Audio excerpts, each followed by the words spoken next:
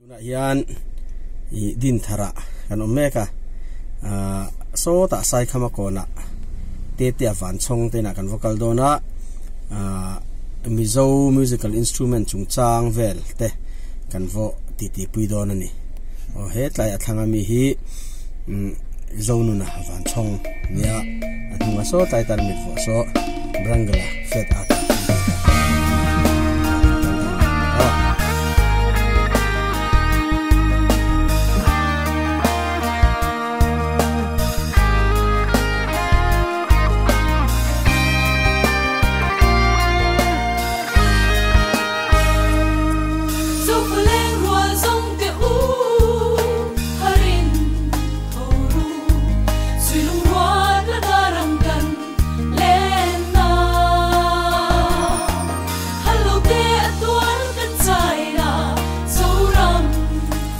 hian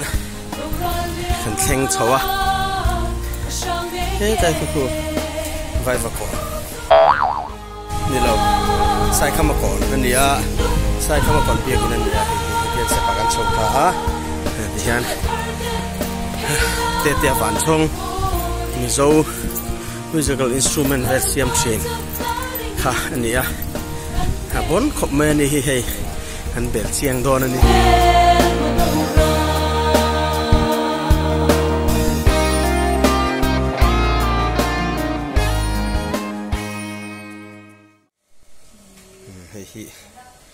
hei ama te chuni hei amau vela la kho ma hei en chin ti ro me kan ni chen chu hei ro mel to khom mai chen chu hei la stringa emi hi engmau ni kan phet dai lo khan da ni upa ho de poka so so mo en mau so sraya in por so ni ta engmau anh chỉ sống sống thì làm gì? Ông hay anh mau nghe thì anh có thể đầu ra là cái chỗ này mau buồn tất cả thì mấy một tiền anh là ông tập rất mình rùa thâu nè, xây cái phôi khăm bị chi thâu người ta này anh là, thì ông có trò về,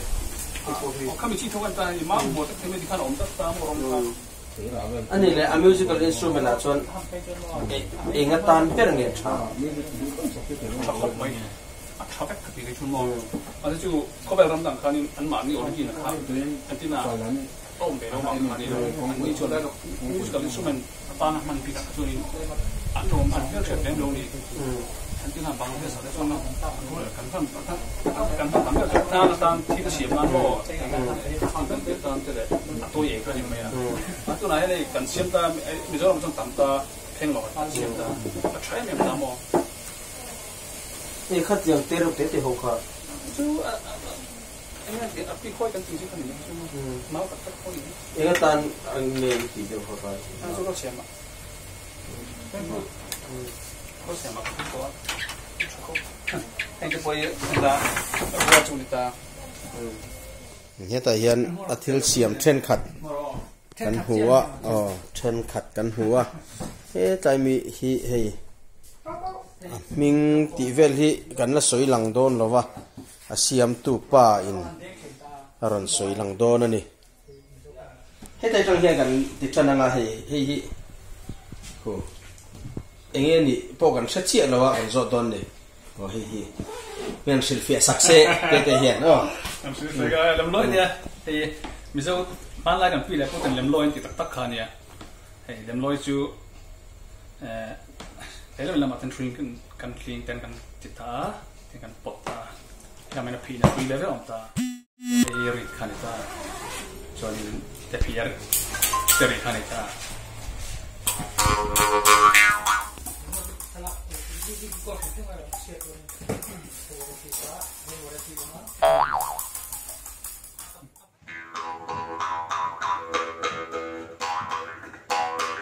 เจียงคานนี่ที่ฉันทำมั่วช่วยอันเหรียญเดี๋ยวจะเตะเดี๋ยวว่าไอ้เนี่ยตั้งหลังนะกินหนังโลตานี่มั่วเตะเดี๋ยวเห็นดิสินเตะเดี๋ยวค่ะไอ้กี่สร้างขันตามั่ว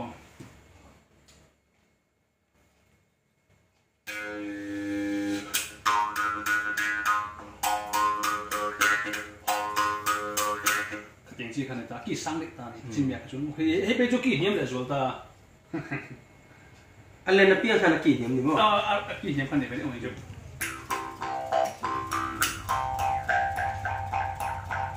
kỳ cả điểm tao ê cho căn liềm lôi lẩu xiên này khai ăn lẩu tao tiêu à căn liềm lôi xiên cái số ta mũi đã tiên thì mấy chỉ khăn nhỉ Nepali hậu thế này Rajasthan ami cái khăn ở Tam Mo cái chỗ mỏ trăng cái mỏ sang cái gì chú thì chú hay do khi liềm lôi địch tắc dọc chú liềm lôi miso kami khát chú miso địch tắc anh này lẩu dọc thì nó mỏ khát chú vai gì mà nhỉ thì chú mỏ hay anh này chú liềm lôi ta amo hay miso liềm lôi địch tắc chú anh này chuan hết tay mi thì quên rồi mà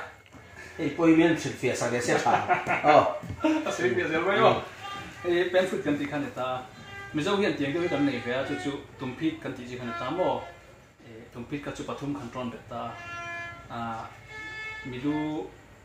milu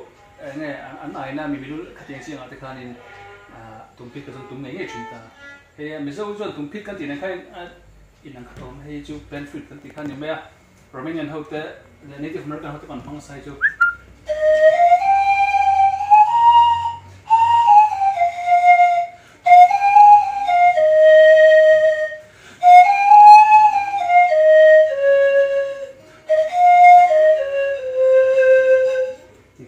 khá scale khá anh nghe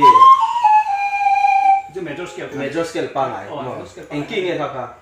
thế cái gì đó đấy tao mới có ý kia về cái ngà cái chiếng tổ là gì chuan nốt anh giang nhiều ta khan thùng ly ngà rồi liệt của sò sông đi bạc khát octave thì tiếng chép đúng không tiếng chép này cho khát cần man lát bị khát ta chuan anh đi hết tay mi đi cái đấy anh hết tay mi đi bạc đi thế rồi hi tiếng khăn này ta thế sấy phải là sẽ chàng nghe hay phèn lỗ này hay là dân phèn lỗ khăn ta cái xiên thuốc này bây cho nên cần một cái anh bảo thì rùa trong cái xiên hay rùa hay độ mày à cho nên thì mau tập cẩn thận thì đâu phải ta mà cho nên ari năng lâu ta rùa lại mau tập cả F kia về này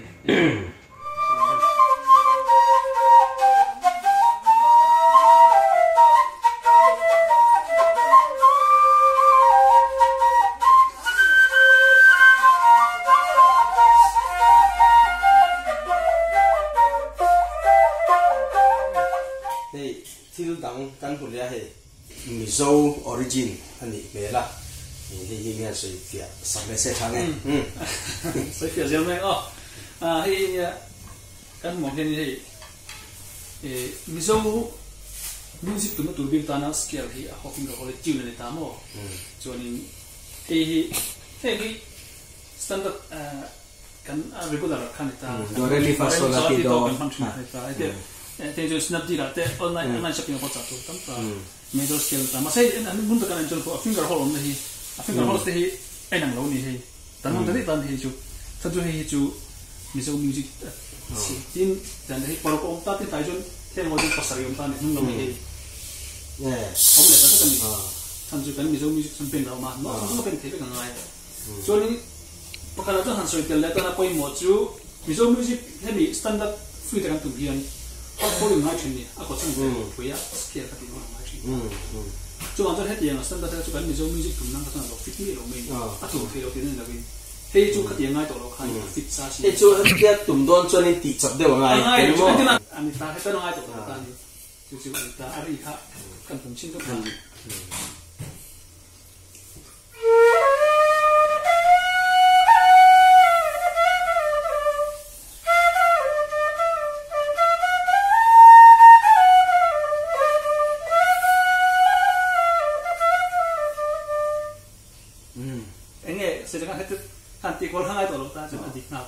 Adang poi ni thau ni mo han ti le sin te mi hi ki ang ta mo chu ki nang ta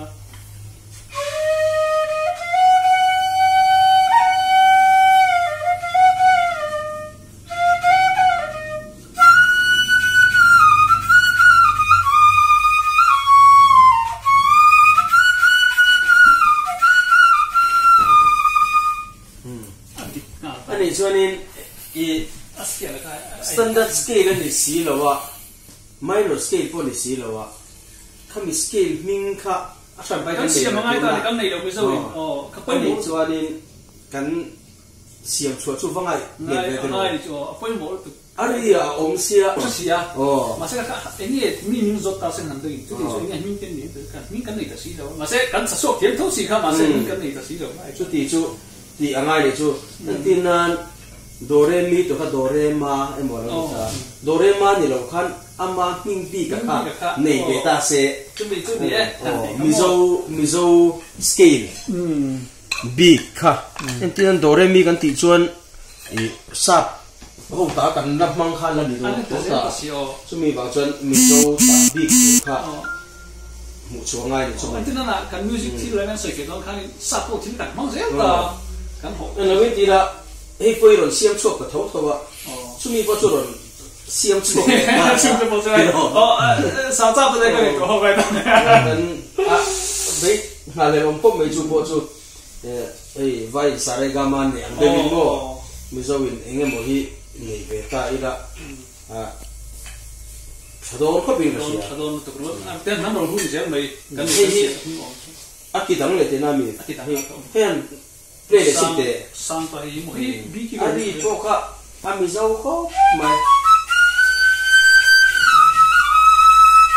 ari sang mình ngô hạt rồi